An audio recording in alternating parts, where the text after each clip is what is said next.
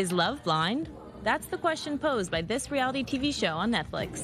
The concept is simple. Find your soulmate without seeing him or her.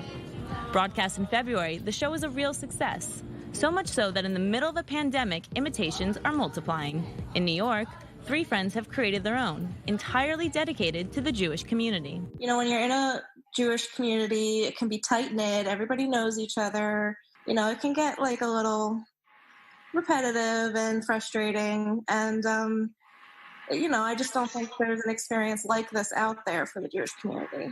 Jewish singles aged 25 to 40 met up on Zoom for a series of blind dates. We were not allowed to record these virtual meetings, but we followed some participants throughout the experience.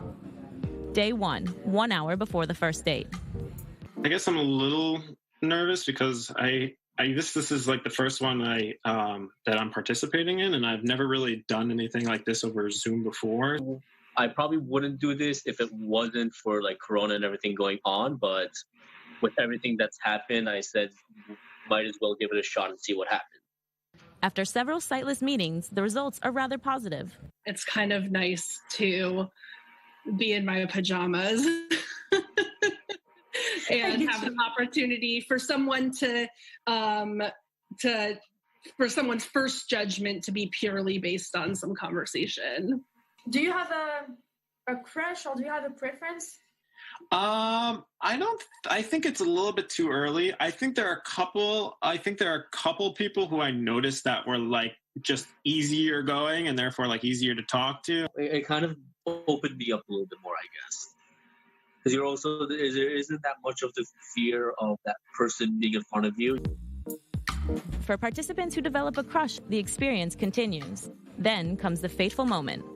That of turning on the camera to discover the unknown that intrigues them, and no unpleasant surprises for our candidates. Basically went just as well as it would have gone whether the camera was off or on, you know. It was nice. It was fine. We chatted a bit. It's still early. Our 2 candidates each exchange their email with their crushes, just to stay in touch and maybe finally see each other in person.